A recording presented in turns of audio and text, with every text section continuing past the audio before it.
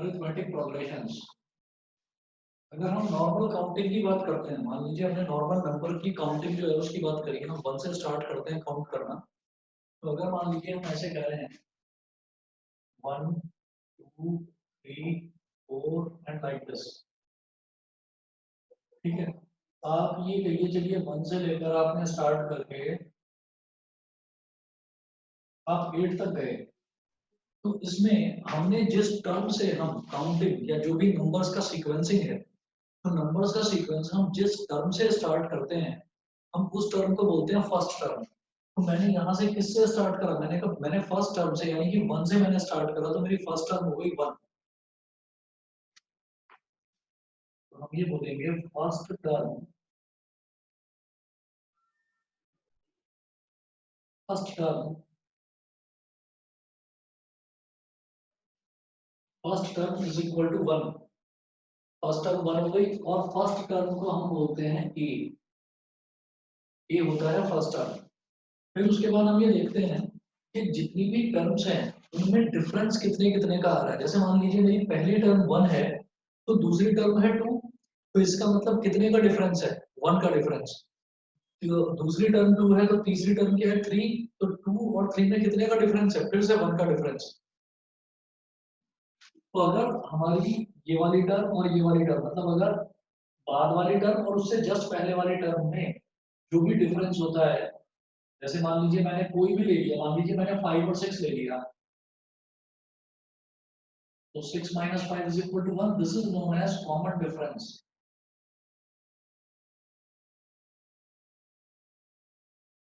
इसको बोलते हैं कॉमन डिफरेंस।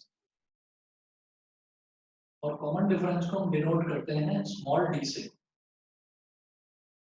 कॉमन डिफरेंस को हम डिनोट करते हैं स्मॉल डी से। तो 6 minus 5 6 minus 5 is equal to 1, ये हो गया। 6 minus 5 is equal to 1 हो गया। बताइए जी, इतना क्लियर है? Yes sir. Yes sir. इसके बाद आप देखिएगा कि इसके बाद हम कहते हैं कि अच्छा क्या यही सीक्वेंस है, नहीं भाई कुछ और भी हो सकता है। ये कहेंगे कि अगर हमारे पास ये आ गया, मान लो फॉर एग्जांपल 2 7 12 17 22, तो इसमें फर्स्ट टर्म क्या है 2, और डी कॉमन डिफरेंस क्या है, कॉमन डिफरेंस है, आप करके देखिए 7 माइनस 2 कितना हो गया 5, 12 माइनस 7 कितना हो गया 5, 17 माइनस 12 कितना हो गया 5, 22 माइनस 17 कितना हो गया 5।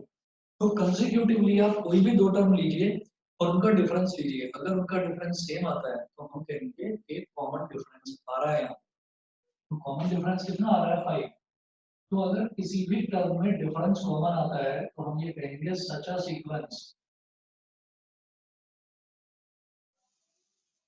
सच a sequence is called an arithmetic progression, यानी कि एन एपी, उसको हम एपी बोल देते हैं। ठीक है। फिर हम ये देखते हैं कि किसी भी एपी के अंदर किसी भी एपी के अंदर नंबर ऑफ टर्म्स कितनी होती है, तो देखो 1 2 3 4 5, तो एन कितना हो गया, नंबर ऑफ टर्म्स कितनी हो गई 5। तो ए बी और एन ये तीनों टर्म क्लियर है सभी बच्चों को? Yes sir. यस बताइए भाई, सर। अनमोल के अलावा बाकी बच्चों को क्लियर है? Yes sir. Yes sir. ठीक है जी। अब मैं सीधा इसके आगे क्वेश्चन से स्टार्ट करता हूँ।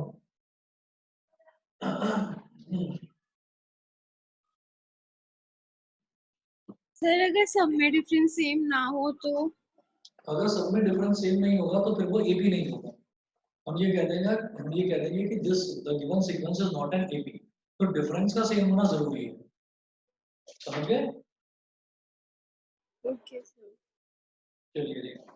इसके बाद मैं पेज नंबर 98 आप निकालिए, एनसीईआरटी सभी बच्चों के पास होनी चाहिए बुक। पेज नंबर 98 निकालिए।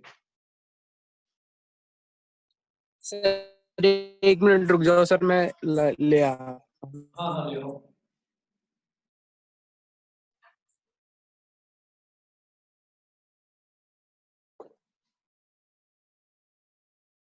इसमें अगर किसी बच्चे के पास एनसीईआरटी नहीं है तो मैं लिख रहा हूँ फर्स्ट एग्जांपल क्या है, for the AP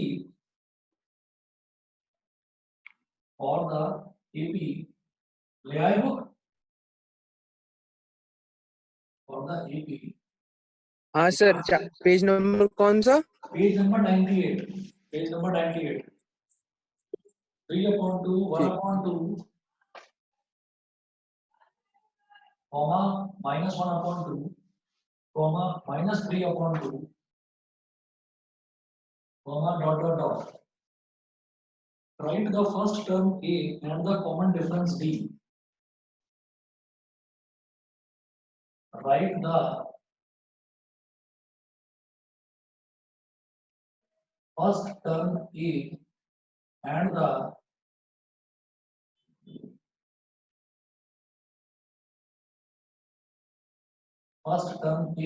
the common difference D. First term A बताइए और कॉमन डिफरेंस D बताइए। तो इन्होंने ना इस क्वेश्चन में पहले से ही दे रखा है फॉर द AB, इसका मतलब ये AB है, तो मुझे ये चेक करने की जरूरत नहीं है कि इसका डिफरेंस सेम आएगा या नहीं आएगा, ये पहले से ही पता है कि ये AB है तो डिफरेंस सेम ही होगा। तो जो सबसे पहली टर्म होती है वो होती है हमारी फर्स्ट टर्म, तो फर्स्ट टर्म A कितना हो गया, ये हो गया 3/2। अच्छा, और जो ये टर्म्स होती है ना, जैसे मान लो ये पहली टर्म है तो हम इसमें बोलेंगे कि ये A1 हो गया 3/2, A1 मतलब फर्स्ट टर्म। आप फर्स्ट टर्म को A भी बोल सकते हो, आप फर्स्ट टर्म को A1 भी बोल सकते हो, पहली टर्म। दूसरी टर्म है A2, A2 कितनी है 1/2। तीसरी टर्म है A3, A3 कितना है -1/2। और चौथी टर्म है A4, A4 कितना है -3/2।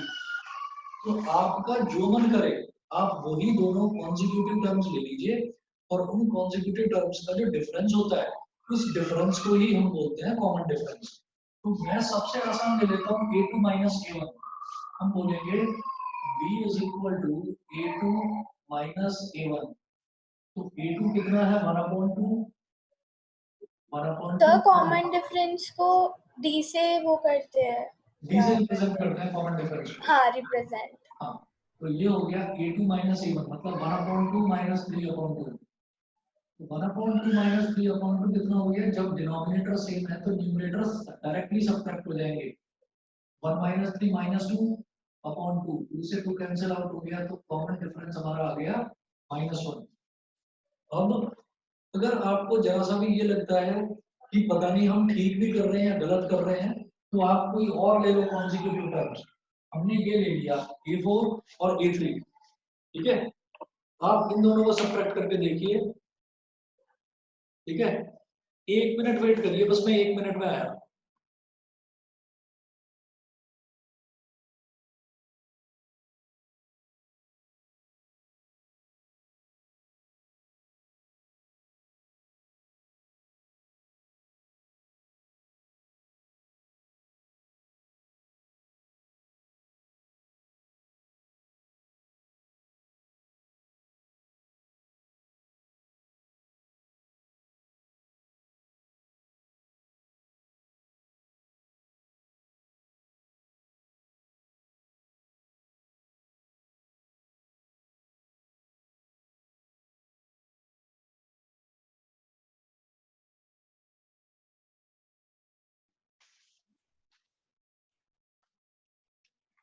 हाँ जी, तो आप जरा देखिए A4 माइनस A3 करके देखो आप, A4 माइनस A3, तो A4 कितना है -3/2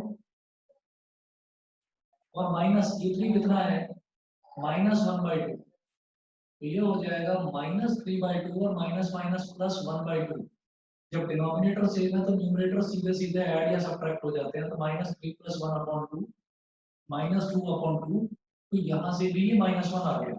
तो आपका जो मन करे, जो आपको ठीक लगे, आप वो दो कॉन्जिक्यूटिव टर्म्स ले सकते हो और बाद वाली टर्म में से जस्ट पहले वाली टर्म को सब्ट्रैक्ट करो तो कॉमन डिफरेंस आ जाएगा आपके पास, ठीक है। तो आपको फर्स्ट टर्म और कॉमन डिफरेंस तो क्लियर हो गया। Yes Yes, sir. sir. चलिए जी, अब मैं एग्जांपल नंबर 2 पर आता हूँ। एग्जांपल नंबर 2 क्या है, जिनके पास एनसीईआरटी नहीं है वो नोट कर लीजिए। Which of the following, which of the following list of numbers, which of the following list of numbers form an AP?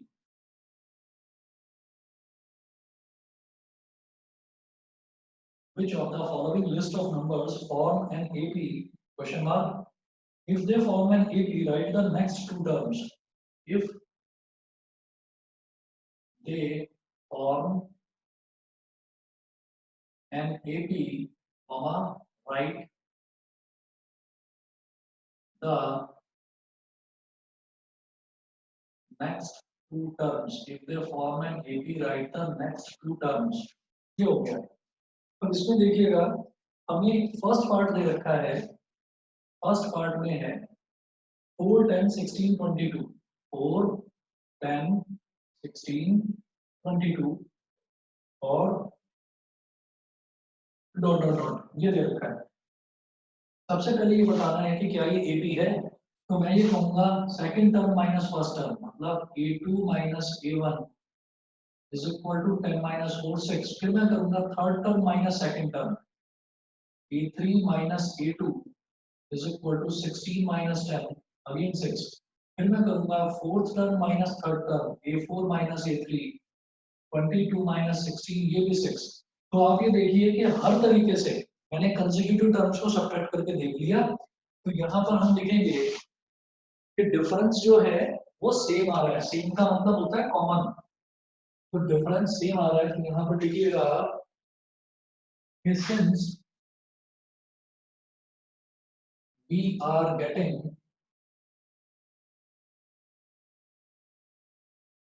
common difference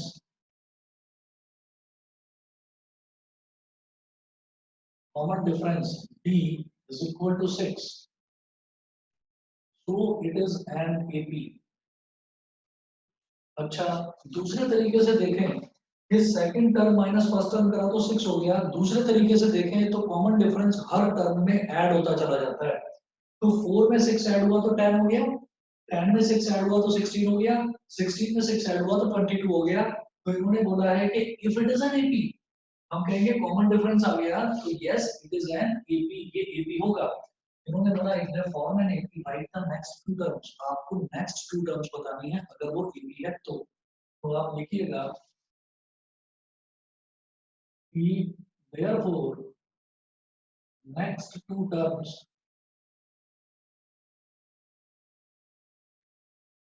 will be कितनी सर टर्म फर्स्ट टर्म से minus नहीं करते. हाँ जी, sir first term से minus नहीं करते. First term में से क्या माइनस करेंगे? फर्स्ट टर्म में से पहले वाली तो कोई टर्म है ही नहीं, तो इसीलिए सेकंड में से फर्स्ट को माइनस करेंगे, क्योंकि फर्स्ट टर्म से पहले तो कोई टर्म ही नहीं है ना. समझ गए? समझ गए? चलो आगे. Yes, sir. ठीक है. Yes, sir. अब देखिएगा नेक्स्ट टू टर्म्स बन तो कितनी टर्म्स थी मेरे पास? 1 2 3 4 चार टर्म्स थी. तो अगली दो टर्म को मैं बोलूंगा A5. A5 क्या हो जाएगा? A4 में आप क्या ऐड कर दो? 6 ऐड कर दो. फोर्थ टर्म क्या थी? 22. 22 प्लस 6 इज इक्वल टू 28. फिर अगली टर्म निकालेंगे A6. इसमें क्या करेंगे? जो A5 आई है इसमें 6 ऐड कर दो. A5 क्या आया? 28. तो 28 प्लस 6 इज इक्वल टू 34. बताइए ये भी क्लियर है? Yes, sir. Clear है. Yes sir. इसके बाद सेकंड पार्ट देखते हैं इसी का. सेकंड पार्ट में है 1 minus 1 minus 3 minus 5. 1 minus 1 minus 3 minus 5 dot dot dot. ठीक है. तो हम क्या करेंगे? A2 minus A1. A2 है माइनस 1 और माइनस A1 मतलब माइनस 1. माइनस 1 माइनस 1 ये हो गया माइनस 2. फिर हम करेंगे A3 minus A2. A3 minus A2 तो ये हो जाएगा माइनस 3 माइनस माइनस 1. तो माइनस 3 प्लस 1 ये भी हो गया माइनस 2. फिर करेंगे A4 minus A3. A4 minus A3 ये हो जाएगा -5 माइनस -3, तो ये हो गया -5 + 3, ये भी हो गया -2। तो हमारे पास ये जो है कॉमन डिफरेंस सेम आ गया, तो आप लिखिएगा again we are getting a common difference, difference same आ रहा है, कॉमन आ रहा है डिफरेंस, तो we are getting a common difference d is equal to -2, so it is an AP, तो फिर ये AP होगा। अब जब ये AP है तो इसकी अगली दो टर्म्स कैसे निकलेंगी?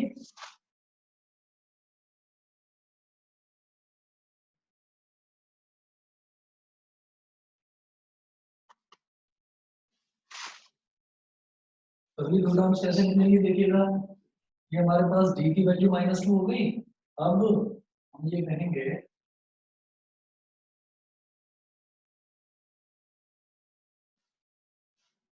नेक्स्ट टू टर्म्स,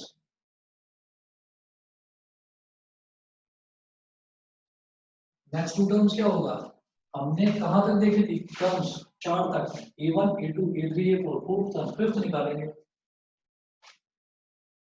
तो a5 a4 प्लस इसमें ऐड हो रहा है कॉमन डिफरेंस यानी कि -2। सर आप स्टार्टिंग में क्लास के लिए क्या बोल रहे थे, मैंने सुना नहीं। कल जो आपकी क्लास होगी, मैंने बीच में एक दिन का ऑफ रखा था ना परसों का, तो उसके बदले में मैं कल एक क्लास दूंगा, कंपनसेट करूंगा। तो कल आप लोगों की क्लास दोपहर में होगी 2 शाम बजे, को दोपहर में होगी 2 बजे, ठीक है? हाँ जी, तो ये हो गया a4 प्लस -2, तो -2 ये रहा, और a4 की वैल्यू कितनी थी? -5, तो -5 प्लस -2 यानी कि -5 -2 -7। फिर निकालेंगे a6, a6 क्या हो जाएगा? a5 प्लस -2, a5 कितना आया? -7 प्लस -2 कितना हो जाएगा? -9। सभी बच्चों को समझ में आ गया? Yes sir. उसके बाद जी थर्ड सर। पार्ट देखिए, ठीक है? उसके बाद थर्ड पार्ट देखिएगा इसका, थर्ड सर पार्ट। हाँ जी, तो मेरे को ये हम -2 इसमें क्यों ऐड करा है हमने? जब भी हम ये देखते हैं कि अगर मान लीजिए जैसे यहाँ पर है, यहाँ 4 में क्या ऐड करूं कि 10 आ जाए? 6। 10 में क्या ऐड करें कि 16 आ जाए? अगेन 6। Yes sir. 16 में क्या ऐड करेंगे? 22 आ जाए, अगेन 6। तो इसका यस मतलब सर। क्या है कि ये जो कॉमन डिफरेंस है, जो कॉमन डिफरेंस मैंने यहाँ पर निकाला है 6, सभी का कॉमन डिफरेंस ये 6 आया है, तो मैं हर टर्म में 6 ऐड करता जा रहा हूँ। इसी तरह से जब यहाँ पर मैंने कॉमन डिफरेंस क्या निकाला? -2, कॉमन डिफरेंस -2, तो मैं क्या करूंगा? मैं हर टर्म में -2 ऐड करता चला जाऊंगा। तो जो हमारा फोर्थ टर्म था -5, मैंने फोर्थ टर्म में -2 ऐड कर दिया, -5 प्लस -2 यानी कि -7। उसी तरह से ये तो पांचवा टर्म आ गया। अब छठा टर्म क्या होगा? a5 में मैं -2 ऐड कर दूंगा, a5 में -2 ऐड करा तो -9 आ गया। Okay sir. अच्छा, अब इसके बाद इसका थर्ड पार्ट देखिए, थर्ड पार्ट है -2 2 -2 2 -2 2 -2 2 -2 डॉट डॉट डॉट, ये दे रखा है। अब आप क्या करेंगे? इसमें निकालिए a2 माइनस a1, क्या हो जाएगा? a2 माइनस a1, 2 माइनस -2 मतलब 2 + 2 मतलब 4। फिर करिए a3 माइनस a2, तो -2 ये हो जाएगा -4। बस इसके आगे बढ़ने की जरूरत ही नहीं है, हमारा जो डिफरेंस है वो सेम नहीं आ रहा है। तो हम यहाँ पर लिखेंगे since a2 minus a1 is not equal to a3 minus a2, so it is not an AP। ये AP नहीं है, ये AP नहीं है, यही खत्म हो गया ये क्वेश्चन। अब मुझे आगे अगली टर्म्स निकालने की जरूरत ही नहीं, क्योंकि this is not N AP। उसके बाद फोर्थ पार्ट दे रखा है, देखिएगा 1 1 1 2 2 2 और 333 डॉट डॉट डॉट ये दे रखा है। तो यहाँ पर भी आप कैलकुलेट करिए a2 minus a1, 1 minus 1 is equal to 0। फिर करेंगे a3 minus a2, 1 minus 1 is equal to 0। a2 minus a1 कर लिया, a3 माइनस a2 कर लिया, a4 minus a3, 2 minus 1 is equal to 1। बस यहीं पर समझ में आ गया कि हमारा a3 minus a2 a4 minus a3 के इक्वल नहीं आ रहा है। तो हम लिखेंगे a3 minus a2 is not equal to a4 minus a3, so it is not an AP, so it is not an AP। बताइए क्लियर सभी को? Yes, sir. ठीक है, ठीक है। इसके बाद ये एग्जांपल तो दो ही इसमें दे रखे हैं एपी के। उसके बाद हम बात करते हैं एक्सरसाइज 5.1 की। तो 5.1 का क्वेश्चन नंबर 1 देखिएगा।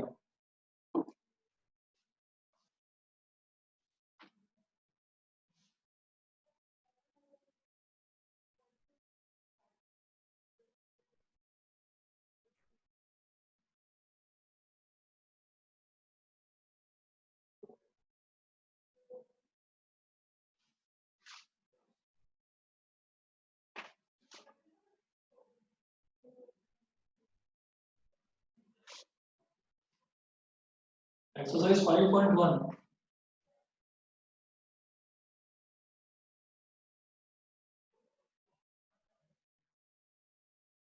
इसका क्वेश्चन नंबर 1 देखिए।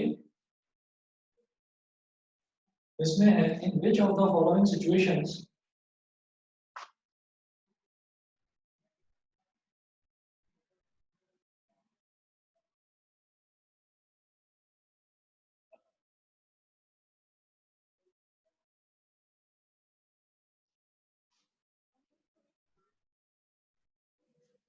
in which of the following situations does the list of numbers involved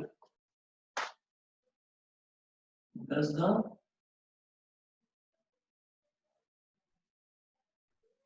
list of numbers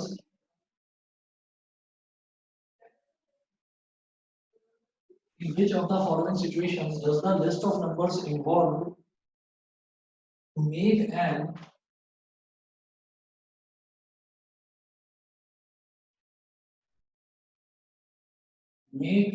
arithmetic progression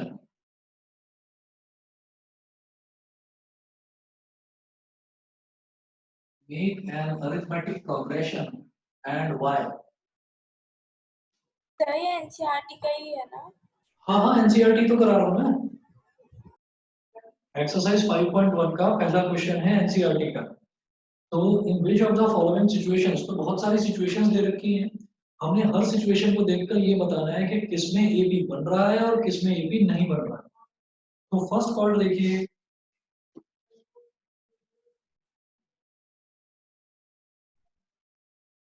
the taxi fare after each kilometer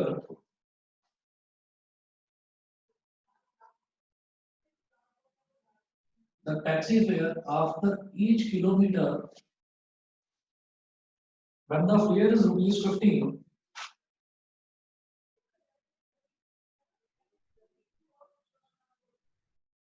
when the taxi fare after each kilometer when the fare is rupees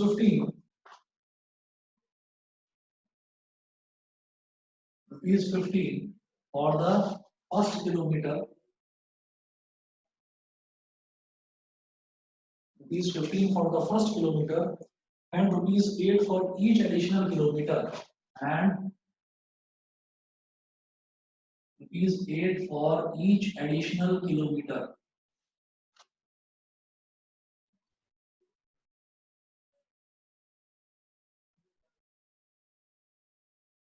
ठीक है, the taxi fare after each kilometer when the fare is rupees 15 for the first kilometer। तो आगे देखिएगा इस part को मैं कुछ इस तरीके से करूंगा कि जैसे मान लीजिए हमने कहा ये हमारा होम है,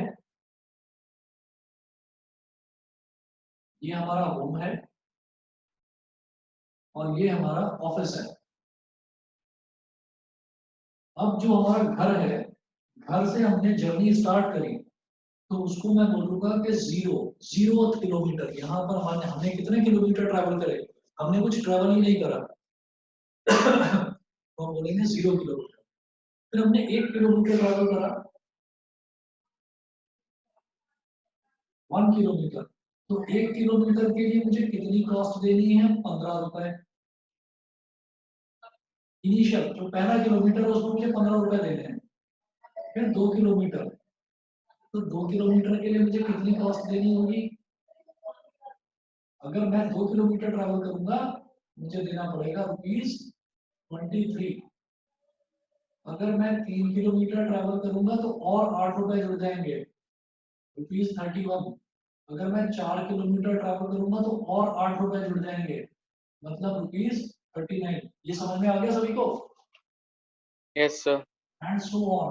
इन्होंने बोला है कि टैक्सी फेयर क्या है कि पहले किलोमीटर का तो आपको 15 रुपए देना है, लेकिन फर्स्ट किलोमीटर के बाद हर एडिशनल किलोमीटर के आपको सिर्फ 8 रुपए देते चलते हैं। तो हम ये कहेंगे कि ये हो गया 15, 23, 31, 39 एंड सो ऑन। तो आप कहेंगे clearly it is an AP, clearly it is an AP with first term. First term क्या होती है? A with first term is equal to 15 and common difference. And common difference क्या होगा? D. D is equal to 8. Common difference 8 हो गया और first term हो गई 15। बताइए, समझ गए सभी बच्चे? Yes sir. अनमोल के अलावा सभी को क्लियर है? यस सर क्लियर है। यस। चलिए अब इसके बाद मैं सेकंड पार्ट देखता हूँ इसी का।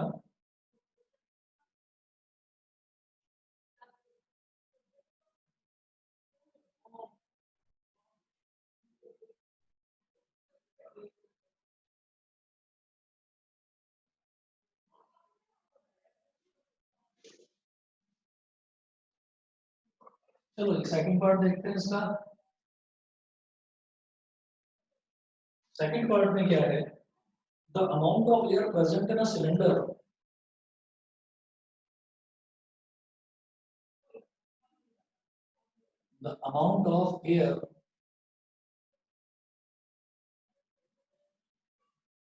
the amount of air present in a cylinder, the amount of air present in a cylinder when a vacuum pump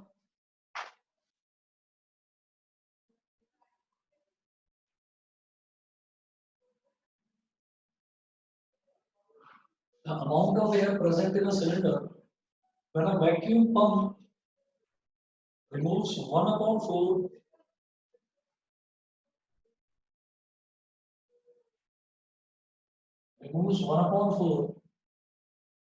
of the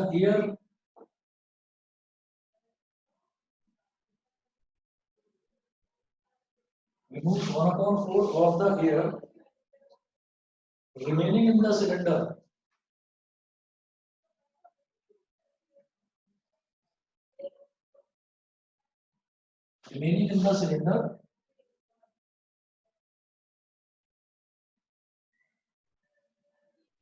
at a time, remaining in the cylinder at a time।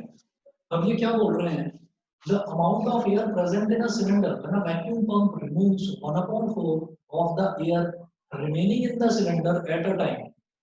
इसका मतलब क्या है कि कोई vacuum pump है जो क्या कर रहा है, बार बार जितनी भी एयर एक सिलेंडर में प्रेजेंट है वो वैक्यूम पंप बार बार उस एयर को रिमूव कर रहा है। और कितनी एयर रिमूव कर रहा है? सिलेंडर में जितनी भी एयर प्रेजेंट है उसकी 1/4 एयर को वो रिमूव कर रहा है बार बार।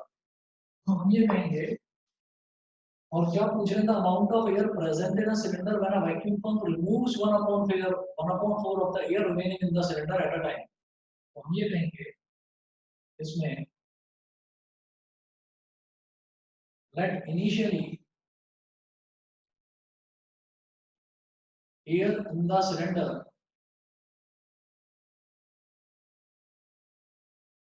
be x metre cube. भाई एयर की हम बात कर रहे हैं तो एयर का एयर क्या हो गया, मतलब हमने बोला तीन चीजें होती है ना, सॉलिड लिक्विड गैस। तो हम ये बोलेंगे सॉलिड का, लिक्विड का, गैस का जब अमाउंट, जब इनकी क्वांटिटी की बात करी जाती है तो वॉल्यूम की बात करी जाती है।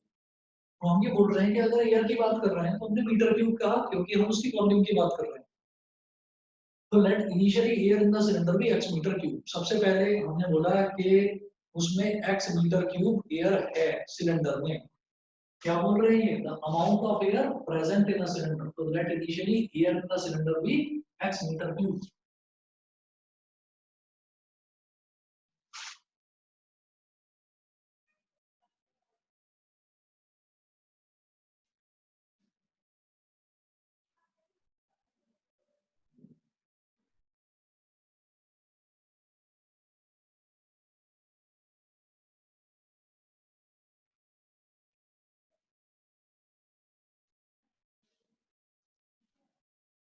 अब क्या हुआ कि इनिशियली उसमें x मीटर क्यूब था।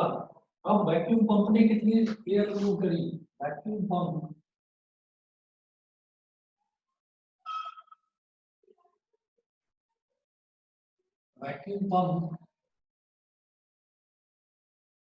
removed 1/4 ऑफ द एयर, यानी कि इसका 1/4 यानी कि x/4 metre cube of air. उसने इतनी एयर उसमें से रिमूव कर दी। तो एयर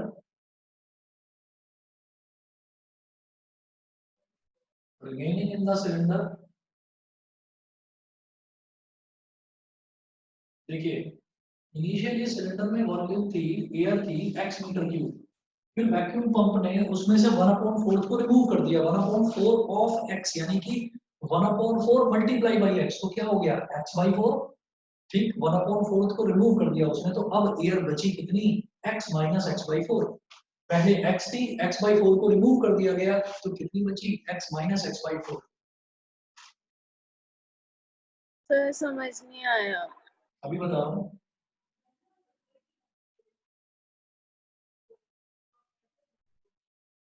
हमने कहा कि इनिशियली मेरे पास 10 रुपए थे। अब मेरी पॉकेट में से किसी ने 2 रुपए निकाल लिए, तो मेरे पास कितना पैसा बचा, 8 रुपए। मेरे पास इनिशियली 10 रुपए थे मेरी पॉकेट में और किसी ने उसमें से 2 रुपए निकाल लिए, तो कितना पैसा बचा, 8 रुपीज।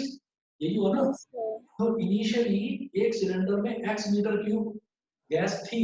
अब उसमें से किसी ने 1/4 यानी कि x की 1/4 x/4 इसको निकाल लिया। तो एयर बची कितनी, x माइनस x/4। जैसे इनिशियली 10 रुपए थे, किसी ने 2 रुपए निकाल लिए तो 10 माइनस 2 इज इक्वल टू 8। ऐसे ही इनिशियली x था, x/4 किसी ने रिमूव कर दिया वैक्यूम पंप से, तो x माइनस x/4। अब एयर कितनी बची सिलेंडर में बताइए, 3x/4। Yes sir. ठीक है। तो अब ये था हमारा केस फर्स्ट। अब एयर बची 3x/4, ठीक है। अच्छा जी, उसके बाद अब बात करते हैं केस सेकंड की। अब क्या होगा, अब वैक्यूम पंप क्या कर रहा है, vacuum pump 1/4 of the air remaining in the cylinder. जितनी भी सिलेंडर में एयर बच रही है उसका 1/4 वैक्यूम पंप रिमूव कर रहा है बार बार। तो अब वैक्यूम पंप किसको रिमूव करेगा, इसकी 1/4 को। Now vacuum pump will remove 1/4 of 3x/4। 1/4 of 3x/4 का मतलब क्या हो गया, 3x/16 मीटर क्यूब। अब इतनी एयर वैक्यूम पंप ने रिमूव कर दी। तो एयर रिमेनिंग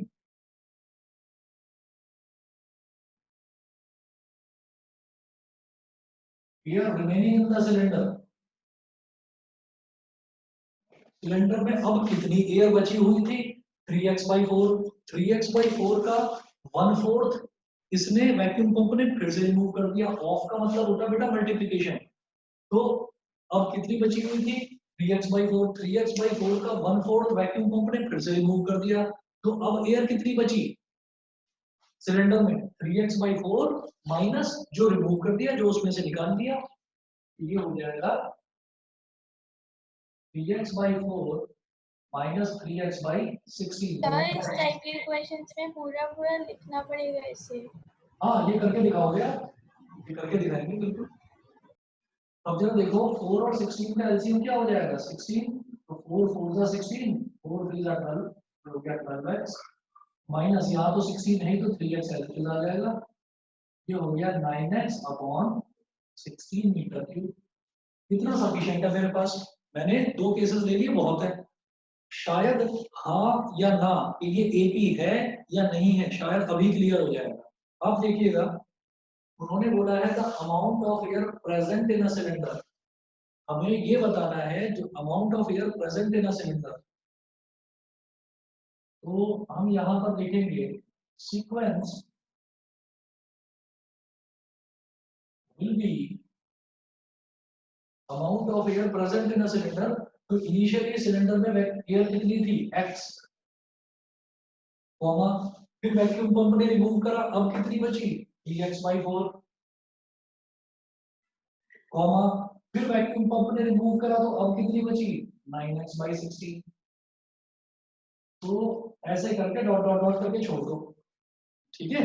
ये हमारे पास ये एयर आ गई x थी, x में से 1/4 रिमूव करा तो अब सिलेंडर में कितना बचा 3x/4, फिर 3x/4 का 1/4 रिमूव करा तो अब सिलेंडर में कितना बचा 9x/16। ठीक, तो हमारे पास ये सीक्वेंस बन गया। तो मैं निकालूंगा a2 माइनस a1, ये हो जाएगा 3x/4 माइनस x, मतलब डेल्टा स्पेस, हाँ ठीक है, ये हो जाएगा 3x माइनस 4x/4, मतलब ये हो गया minus x/4, a2 minus a1, समझ गए। उसके बाद हमने कहा a3 minus a2, a3 minus a2, तो 9x/16 माइनस 3x/4, एलसीएम ले लीजिए इसका, ये हो गया 16 एलसीएम। तो ऊपर तो बचा 9x और minus 4 4 16, 4 3 12, 12x, 9x minus 12x कितना हो गया माइनस 3x/16। वो कैंसिल भी नहीं हो रहा है, कट भी नहीं रहा है, तो मैं क्या बोलूंगा since a2 minus a1 is not equal to a3 minus a2, so it is not an AP, ये AP नहीं है। ये बता दीजिए कितने बच्चों को क्लियर है ये वाला क्वेश्चन। सर एक बार दोबारा से बता दो, मेरे को नहीं आया। दोबारा बताऊंगा, बताइए जी बाकी बच्चों को क्लियर है, अनमोल को तो क्लियर नहीं है। Yes sir. बाकी सभी मुझे को एक समझ दो में आ मिनट गया। में रिकनेक्ट हो गया था। दोबारा बता दो। अरे दोबारा तो मैं बता रहा हूँ, ये पूछना चाह रहा हूँ किस किस को समझ में आ गया। सर नहीं आया। आगे दिवस क्लियर है, सर मुझे आ गया। चलिए ठीक है। Kartik yes sir. समझ में आ गया, यस सर।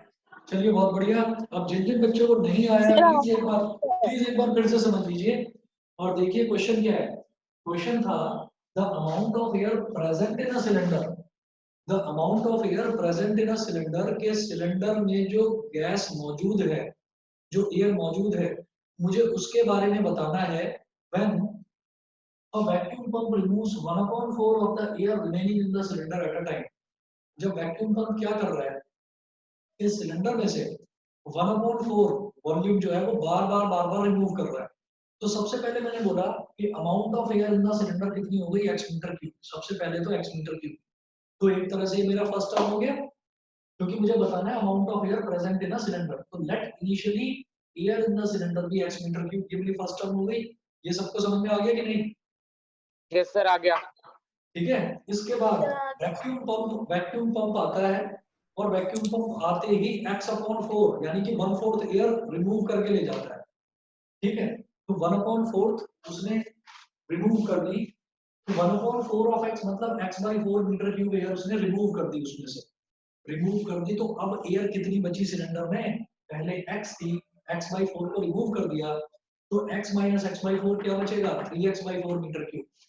तो इनिशियली x मीटर क्यूब थी एयर, फिर वैक्यूम पंप ने कुछ रिमूव करा तो अब इतनी बची, amount of air remaining in the cylinder, इतना बचा। फिर केस सेकंड देखते हैं, वैक्यूम पंप फिर आता है और अब जो बची हुई थी, अब कितनी बची हुई थी? 3x/4, इसका 1/4 फिर से निकाल लेता है। तो now vacuum pump will remove 1/4 of 3x/4। 1/4 into 3x/4 of का मतलब होता है मल्टीप्लाई, 3x/16 मीटर क्यूब इसने फिर से निकाल ली। तो अब इसको किसमें से सब्ट्रैक्ट करेंगे? जो अब इसमें बची हुई थी उसमें से कितनी बची हुई थी? 3x/4। तो air remaining in the cylinder 3x/4 minus 3x/16, 3x/4 minus 3x/16, LCM क्या हो गया? 16। सब्ट्रैक्ट करेंगे तो 9x/16 मीटर क्यूब। आओ अब एयर कितनी बची सिलेंडर में? 9x/16 metre cube. ये समझ में आया कि नहीं आया? तो ये तो आ गया, आ गया ना? बस तो आगे वाला तो कुछ भी नहीं है। सर आ गया। आगे वाला आपने सीक्वेंस में लगा दिया फिर। बस आगे वाला सीक्वेंस में लगा। इनिशियली इतनी गैस थी सिलेंडर में, फिर कुछ रिमूव करा तो 3x/4 बची, ये वाली 3x/4। फिर उसके बाद कुछ और रिमूव करा तो 9x/16 बची। a2 माइनस a1 करा तो -x/4 आया, a3 माइनस a2 करा तो -3x/16 आया। दोनों इक्वल नहीं है, दोनों इक्वल नहीं है, therefore it is not an A. बताइए क्लियर है? यस सर, क्लियर अब। चलिए अगला देखते हैं।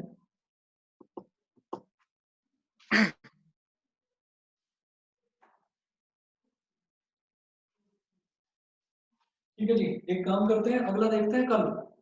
ठीक है, 5 मिनट बचे हुए हैं, होगा नहीं। ये जो इनिशियल इसमें 3-4 जो क्वेश्चन है ना, क्वेश्चन नंबर 1 के 3-4 पार्ट्स, इनको देखकर इस चैप्टर के बारे में एक परसेप्शन बनाने की जरूरत नहीं है कि बहुत टफ है। बस ये शुरुआत के 3-4 क्वेश्चन थोड़े से टेढ़े हैं समझने के लिए, उसके बाद के क्वेश्चन बहुत आसान है, बड़ा मजेदार चैप्टर है। ठीक है, तो आज इतना ही करिए, कल दोपहर में 2 बजे मिलते हैं। और टेस्ट पेपर मैं कई बच्चों को भेज, सारे ही बच्चों को भेज चुका हूँ, तो जो भी बच्चे कंफर्टेबल हो, कुछ बच्चों ने मेरे को सॉल्व करके भेज भी दिया है। सर मैं रात तक भेज दूंगा सर। आप रात को कर लो, आपके पास कल का पूरा दिन है, कल पूरे दिन कर नहीं लो। सर मैं रात पे तमीज भेज से, दूंगा। तमीज से तैयारी करके और तब देना टेस्ट पेपर। ठीक है, ये मत कहना कि सर टाइम नहीं मिला तैयारी करने का, मैं तो अभी फिर आपको 24 घंटे दे रहा हूँ। आप कल रात को 8 बजे बैठकर दे दो टेस्ट, मुझे कल रात को 12 बजे तक सॉल्व करके दे दो, कोई प्रॉब्लम नहीं, और ढंग से तैयारी करके देना। ठीक है प्रांजल, प्रांजल, ओके सर, ओके सर। प्रांजल, टेस्ट पेपर तुम्हारी मम्मी के फोन पर भेजा था मैंने। हाँ सर, देख लिया, ठीक है, देख लिया। देख लिया? अरे देखना ही तो नहीं हाँ था। जी सर। अभी देखना ही तो नहीं था। करिए। अब चलो सर ठीक है, सोल्व भी तो करना पड़ेगा, देख चलो के ही ठीक है, करूँगा। कल करना उसको बैठकर आराम से। Okay sir. राज का होमवर्क क्या है? Okay okay. राज का होमवर्क नमस्ते क्या सर। होमवर्क कुछ नहीं है आज का, टेस्ट की तैयारी। अच्छा टेस्ट तो तुमने दे दिया ना? ओके। आज कोई नमस्ते होमवर्क सर। नहीं है, संडे एंजॉय करो, तुम छोड़ो। नमस्ते सर। नमस्ते सर। नमस्ते नमस्ते। Thank you sir. नमस्ते okay sir. Okay okay sir paper बहुत अच्छा था आज का। अच्छा कर लिया क्या तुमने? हाँ सर, मैंने करके भेज भी दिया, आपने देखा भी नहीं। अरे टाइम कहाँ मिला, तब से क्लास ले रहा हूँ। अच्छा ठीक है। ठीक है, चलिए ठीक अच्छा, है, ओके, गुड नाइट।